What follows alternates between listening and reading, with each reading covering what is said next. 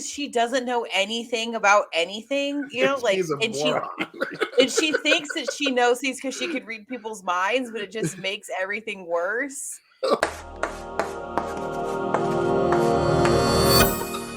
Agent Twilight, the greatest spy of Nation Westalis, assembles a fake family in order to infiltrate an elite private school, not realizing he recruited a psychic child and a legendary assassin, also in need of a cover family. That is what Google said about the anime Spy Family or Spy X Family. I don't know how it's pronounced, but if you don't know, now you know. For everything that we do, we give it a 1-sentence review. Lisa, go ahead and give us your 1-sentence review. Spy Family, a Twilight I won't complain about. Jason, go ahead and give us your 1-sentence review. Spy Family. This is a bigger East-West beef than Biggie and Tupac. Yeah. For me, sometimes abortion is the answer. That kid was grating. You're talking about the girl? The little girl was grating. It was like chalk. It was like nails on a chalkboard. No. And there was parts where I'm like, oh, she's fun and quirky and I like it. And there's parts where I'm like, why? Just throw the whole baby away. Throw the whole baby. Wow, okay. Tell us you guys are anime fans. Go ahead and give us your thoughts on this. Well, I don't think it's about being an anime fan. I mean, outside of like the artwork and all that, I do vibe with you on a moment of the annoyance. My annoyance with the character wasn't the character's fault. I think it's the whole run of the show. I feel like a lot of this show is stretched. And I know anime is known for filler, but like they never just all out explicitly call it or show it like a filler. Like it feels like you still got to watch each little piece of the show because it gives a little bit more going into the plot. And that kind of bothered a lot out of me because it was parts where she grated on me because it was like, okay, we get it. She's bad at school. Okay. All right. Okay. We get it. Like those, but that wasn't the character. It was just like, they had to keep reiterating this. It reminded me of the great old days of watching Dragon Ball Z, and in 15 minutes into the show, it's just recapping what all happened last show. And then you get like 10 minutes of new stuff, and then you get the rest of the 5 minutes with like next time on Dragon. Like that's what it felt like to me. And I was like, this is so entertaining in a lot of parts, but then it just like comes to a halting crash to be like, all right, I guess we gotta say something for the next episode. Like, I don't. Look, we got a 20 season episode order. We got to fill those 20 episodes, all right? Like, I guess so. We only got 5 episodes of the story, but we got 20 episodes to fill. and just like in typical anime fashion, the end of the season is awesome. It's a great ending. I know everybody didn't finish everything on it, but it makes the payoff of watching it always to the end is worth it. It just sometimes I wish, we could have cut about 5 episodes off of this, and I probably would have enjoyed it a hell of a lot better. Lisa, you have thoughts on this? I loved it, and it could have.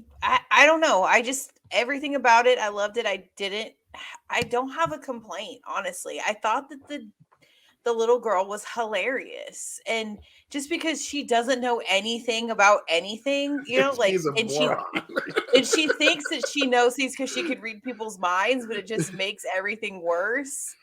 And like just like her cute like little quirks, like how she can't, like she says oot instead of out. Like I just thought we're going on a ooting. Like I just thought that was just so adorable. And when the first time, whenever she's going to get fitted for her uniform, she's like, "Help! I'm getting trafficked!" Like she doesn't know. She just has like these cute little like zingers that just kind of hit. It's just like, I think she's a good comedic timing. So usually kids annoy me in anime. Like it has to. Usually I do get a little bit of like I'm like, okay, that's why I couldn't get into Naruto, because he starts so young, and I was like, this kid is annoying me to death, and I know he gets better as he gets older, but like I can't wait not too 5 much. seasons for him to get older. He doesn't get much Um, better. He's still annoying little brat most of the show. but wait, Your? who's don't know. the wife, the Your. Yeah, mom? Your bad. She's a badass. amazing. She's She's awesome. so like, She's great. there were times Best there were girl. Have a times- crush. Yeah. for real, 100%. like for real. So my daughter watched this first, so she'd already seen it, so she sat down to like rewatch with me, and she's already rewatched it before, so she's literally like waiting for me to watch a scene, and I'll be like, oh, and then she'll be like, okay, let's rewatch it, like we'll rewind it to watch, because she's cool. She is very cool. She's a fun, like, and again, like, it has this like just kind of like, she has like an innocence to her, even though she's an assassin. She's like, a but it 30-year-old shows well, it shows her spinster. like being a good big sister by literally murdering people. Right. And her brother is like, she always worked herself bloody, and like, so it just like shows her like reading him a book while she's covered in blood, and I have a weird sense of humor, so I thought it was amazing.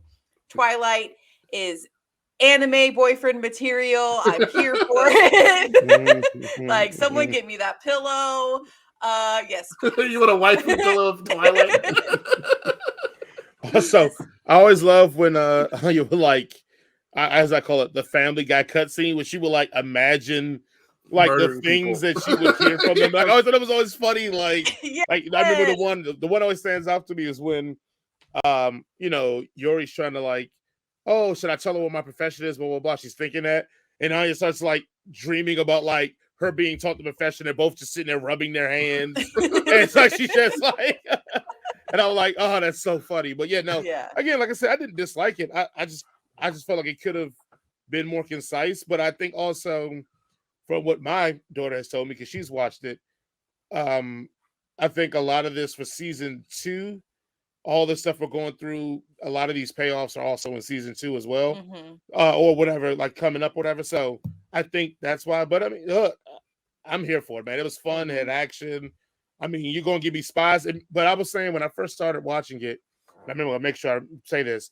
It reminded me of, do you remember that show Burn Notice that was on USA? Yeah. It reminded me of that, when like Twilight would be doing this like overgoing like why spies do this and blah blah. I was like, oh, this is just Burn Notice in anime, and like, but yeah, it's fun, man. I really enjoyed this a lot more than I thought I would have. Yeah. As your resident anime hater, I'm gonna have to say that both of you are completely and utterly pretty on base on the show. Yeah, it's pretty funny. There's some things that are grating to me. The little girl is like, I hated her, but I loved their dynamic as a family. I thought they all played off each other pretty freaking well. I thought it was hilarious. Twilight is cool. Yor is the coolest. I particularly enjoyed the interview day at the school. Where he had yes, like, oh, don't worry, we haven't changed the clothes. Yeah, we have a second change of clothes. Yeah, and I don't think the definition of elegance. And the freaking dude who's watching them is just like freaking ejaculating on how prepared they are. And you're like, oh my god, like, it's so funny. In any other probably like genre, I would probably like, this is annoying as hell, but for some reason this completely worked. It was hilarious. I do find like sometimes especially with Twilight, he monologues a lot, and particularly and that's one of those things that they do in anime a lot. They just like, oh, this is what I'm thinking, and this is the actions that I'm going to take, blah blah blah blah, and nothing's actually happening on screen because I'm talking about it, and that just comes with the territory. So like, I was like, okay, just leave it over. The little girl, I watched it dubbed rather than subbed, which is against my rules. The voice actor for that person needs to be fired, but the child itself was fun. But I would have definitely had not picked that one out. I'm like, give me another one. Yeah, well, he tried. He kind of wanted to. Yeah. He Yeah. was like, nah, She bro. You bamboozled taking this him. kid. What was it, the You don't need second no episode? paperwork. You taking this kid. The second episode where he's like, "Oh, we're playing hide and seek, and take this to the cops." Right, You're right. here. Yes. Oh, Like, Papa's a liar. Like, yeah, Papa, he is. Yeah. like he's a spy. Like you could read his mind, and she just like, and every time she reads someone's mind, she always like makes it worse somehow. Except for Yes. like, and it's funny. It's enjoyable. If you like anime, you'll probably like this show. So It is the I mean it is a quintessential anime. Like it Yeah. has all the it ticks all the boxes, and it's cute, you know, whenever she's trying to like become friends with the boy, and like and then so you get a little bit of the boy's thing, and he's like, why do I feel this way when I'm around her? And he's just yeah. Like all that shit. It's just so funny. And I love the episode when yours brother came, and he's like, you gotta kiss, and then like they're going to kiss, and he's like, don't kiss her, you know. It's so funny. Over the top, completely ridiculous. Absolutely love it. That's the reason why I love anime. Like this is the reason why I love anime. Also, don't be mean to people because they might be assassins. Or their husbands might be spies who can beat people's I've got 30 people to beat. I got 5 seconds to beat each one of them. Right, yeah, he like shouts it out. Very equalizer. Yes. Yeah. Or like Sherlock Holmes. Remember Robert Downey Jr. Sherlock Holmes? Yeah. It's great. I loved it. It's great. I'm glad you suggested this one. I told Bella I was sad that I didn't just watch it with her because she was, waiting every week for the new episode, and I was like, I should have just sat there down for and 20 weeks. Yep, she's she's dedicated to her craft. Also, for those of you who are watching, if you would like to suggest something, please go to our website www.headcannoncircus.com. There is a link that you can click that you can actually enter in your suggestions, and then we will see them when we go to the website and we review such a thing that you suggested, as this one was suggested to us by somebody. Was it suggested to us? Last one was suggested to us. I don't know. Yes. I don't know how we get these things. The slate was suggested. This one is something I thought we should watch. But if you want us to watch something, go to the website. I worked hard. Tell us, but it better not suck. I'm just kidding. If it does, obviously we will tell you. Yeah. Hated it and just Oh, Men on Film. That should be like we just copy that and just like God, that's so funny. They're so funny. And just wait for like the Gen Zs who don't get that's a reference to something else. Be like, these people are homophobic. Yes, right. Yeah, because that was pretty homophobic. Oh yeah, for sure. As they complained about Robert Downey Jr. in Tropic Thunder. Yeah. Oh yeah. They don't get that he's a dude playing another dude playing a third dude. Listen, they don't even care. I can't. It's fine. Like that's literally the point of the character. It's fine. It doesn't matter. Like I can't. It's gonna just make me so angry. Also, too, like we're not gonna get into it because it's like a valid point in the movie. I'm not saying nothing allows blackface, but it allows blackface to go off because the black person in the movie was like, "This is some old bullshit." Right. So you literally like, okay. Anyway, Look, Robert Downey Jr. is not in blackface. The character he plays, and it's like the point. Like I can't. Let's just stop. You people. What do you mean, you people? What do you mean, you people? Right.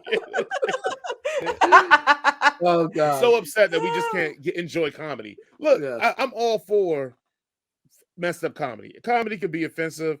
I always do this. The rule I have with all things that are offensive, I don't gotta listen to it. Yeah. If I don't like it, I gotta listen to it. So I hate that we put boundaries on things. If you think something's problematic, don't listen to it. And like the whole ideology of like, oh well, this person says or does it, it's going to promote other people to say it and do it. If someone listens to someone else and decides to hurt or harm someone else because of what someone said, that person has mental issues. Mm-hmm. They would have Or they're found just a any dick. reason to harm those people or someone because they have mental issues. I hear people say a lot of crazy stuff all the time. I never once was like, I guess I better go stab them. Like, no, Right. it's Ooh, just I like, don't know.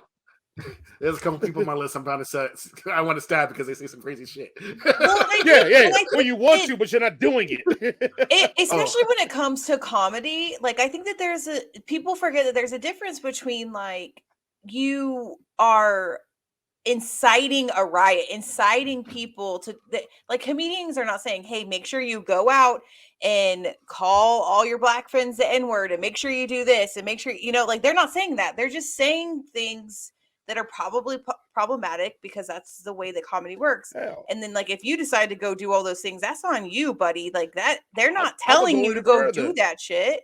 Even if they told you to go do it and the punchline is funny, fuck it. That's the point of a comedian. It'd be different if he's like, hey, before I start my routine, I want to say kill all black people.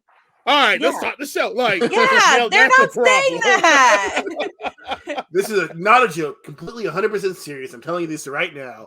I just don't think black people should exist. Here we go. Right. Jokes. Yeah. Like, But I feel like that's how people treat comedians, and it's just Right. like, of course, like comedy is probably not going to age well because it's usually very like comedy is usually very central to like that specific. Thank you, sir. Time and place. Time and place. Yeah. It's very like pop culture-y, and so I would say anyway. there are some times where a person, and like there's this, especially like somebody like Dave Chappelle, there's this conversation about punching up versus punching down or whatever.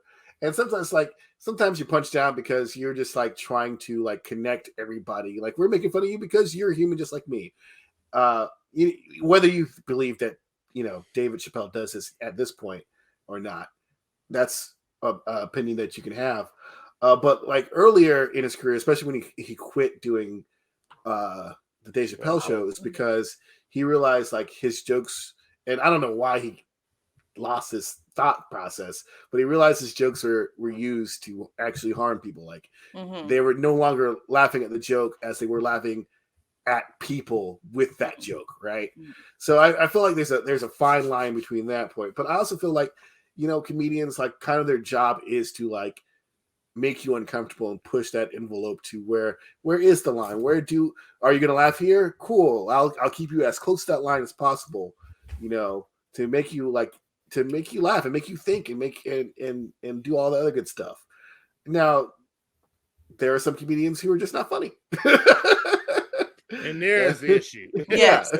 And their concept of the joke, because like you could say an offensive joke, and if it's funny, it's going to land, and everybody, even the person, even if it's about a person or a group of people, and they're going to laugh because like, oh yeah, that's something that we all like understand, versus just saying something to be offensive, right? Like, where was the joke? Like that's just you just saying something and thinking it's funny versus like having like a well constructed, like thought out joke versus it's I don't know. I could never be a comedian, honestly. It's too much work. I remember, so before I quit TikTok, I just so you guys know, I'm just cleansing myself of TikTok for Lent.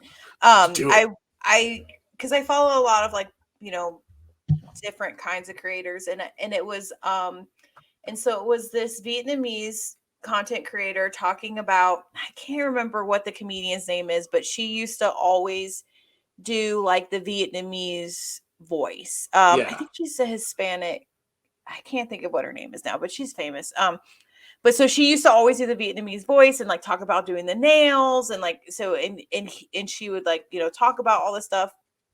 And so he said that as a child, as a Vietnamese American child, he thought it was hilarious and he loved it because nobody were talking about Vietnamese people. So it like brought like this awareness, and then it brought out all these, and then it birthed like actual, like Asian and Vietnamese and different type of cultures, comedians that come out later. And so he even said, like, has it aged well? No. However, do I find it offensive? Absolutely not, because they're not lying. Like they're not saying anything that isn't true, and it's not at like it's not being hurtful. It's not like sitting there saying that these people are any less. It's literally just talking about an experience that she had at the nail place. Like that's it. Like that's all it is. And then and would she make the joke now? No, but do I care that she made it?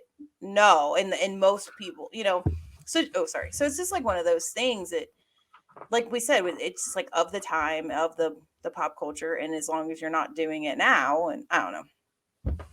So because let's just be honest, if you watch Def Comedy Jam in the 90s, that shit ain't gonna fly today. Yeah. Yeah. What was the show on used to come Comedy on BT? BT? Comedy View. Yeah. A lot of that stuff would it not have but it was funny. I think it I'm gonna say this, and I'm walking very delicate on these eggshells as I say this. I think it would fly today, those shows, because the audience that was watching it are not typically as sensitive about the subject matter because it was relatable. Mm-hmm. You had a bunch of black comedians talking to a black audience, to black people about black experiences in comedy. Yeah. Right. So it would be harder to be canceled in that environment if it was translated to today, because I don't think like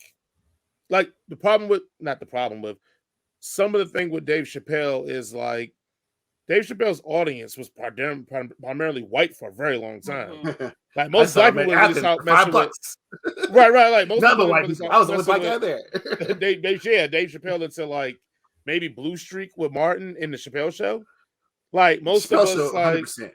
It wasn't even Blue Streak with Martin. It was the Chappelle Show. Yeah. Well, I'm just saying, well, back because it was on Nutty Professor, he was on Blue Streak. Like we knew who he was, but it wasn't like, oh, Dave Chappelle, let's go see a stand-up. Like I knew about Killing Me Softly, the stand-up, but it wasn't nothing I wasn't putting it in my top 5 stand-ups and like, so what he's saying about the trans and all that community, it hurts him more because his people that watch him are more diverse. Mm-hmm. So you're more likely to get, quote unquote, in trouble with the people that you are actually entertaining being more diverse. Where Def Comedy Jam and Comic View, you knew who that audience was, and it wasn't very diverse. I mean, you did have a sprinkle of white folks in there, but it was like the white folks I use like James. Owens. Like James and Lisa. Like they're like, I roll with a bunch of mixed group anyway. So what you say is not going to offend me. Just make the joke. Like, you weren't hanging out with like, Anyway, you get my point. So yes, I think it can fly today. It just wouldn't be. But like all things, a lot of times that culture does get bigger and bigger anyway. But no. That just again tells you how much we care about Spy Family, because we just didn't give a rating. So I don't know if Jason, you want to do a rating, Spy Family? Sure. Oh. 1 to 5, guys. 5. 4.5. It's a 5, Ron. Okay, it's a 5. I'm gonna give it a 3.5 out of 5. Gotcha. Thanks for showing up, guys. Sorry it was a little crazy tonight, and don't waste your time with Slayers. It's literally just trash. So. Well, thanks everybody for joining us once again. We appreciate you coming out here.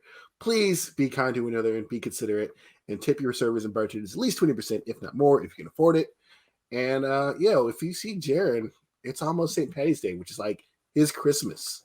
So get your Irish friends a gift for St. Patty's Day. They love that shit. Anyway, this feels like I thought you were going somewhere. Like, give him like the knuckles or something. Yeah, give him like his mother gave him a kiss in the chin with your fist. The old Irish chin kiss. Wow.